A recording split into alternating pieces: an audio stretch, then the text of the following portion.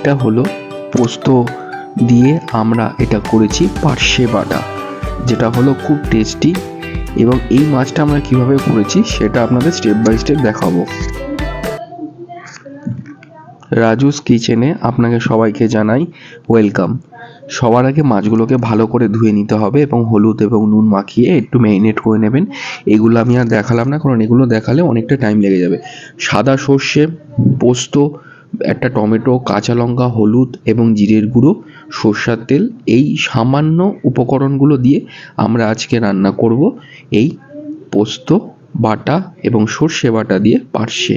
চলুন সবার আগে মাছগুলোকে একটা একটা করে ভেজে নিই।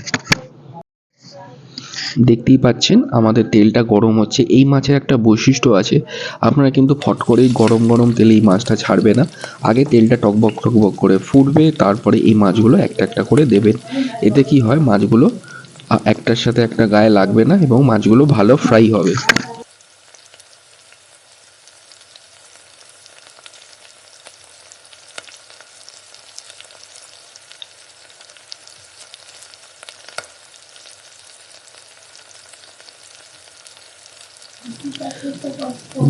মাছগুলো দেখতেই পাচ্ছেন আস্তে একটা করে আমরা ফ্রাই করে নিচ্ছি এবং এগুলোকে ফ্রাই করে আমরা একটা আলাদা পাত্রের মধ্যে তুলে রাখবো।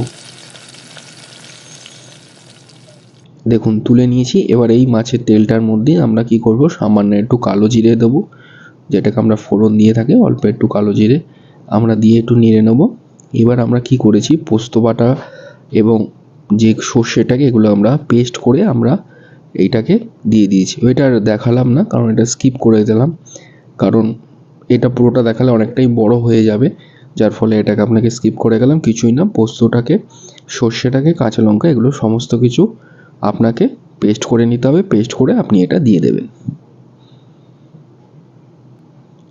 ব্যাস আর কিছুই না। এই যতক্ষণ না পোস্ত বাটাটা বা আমাদের এই সর্ষে পোস্তটা এবার এখান থেকে যতক্ষণ না তেল ছাড়ছে ততক্ষণ পর্যন্ত আপনি কিন্তু কষিয়ে যাবেন ভালো করে। এই দেখুন দেখতেই পাচ্ছেন খুব ভালো সর্ষের কোয়ালিটি যদি ভালো থাকে তাহলে খুব সুন্দর একটা ঝাঁঝ বেরোবে, খেতেও খুব লোভনীয় হবে। এবার আমরা পরিমাণ মতন এখানে জল দিলাম।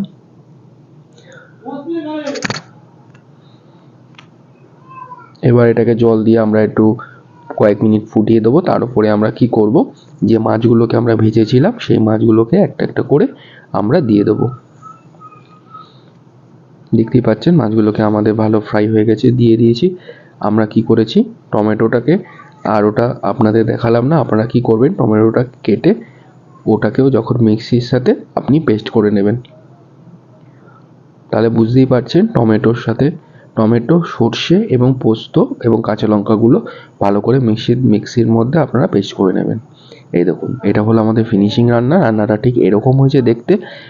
দেখুন কত সুন্দর লাগছে, দেখেছেন? সর্ষে পোস্তর গুণই আলাদা, গরম গরম ভাতে অসাধারণ লাগে খেতে। এটা কিন্তু একদম রেডি আমাদের এই পার্শে বাটাটা। আপনারা অবশ্যই ট্রাই করবেন, কমেন্টে জানাবেন কেমন লাগলো।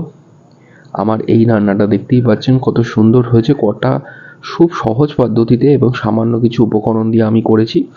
আজকের মতন রাজুস কিচেন্সে সবাইকে জানাই আমরা টাটা, বাই বাই।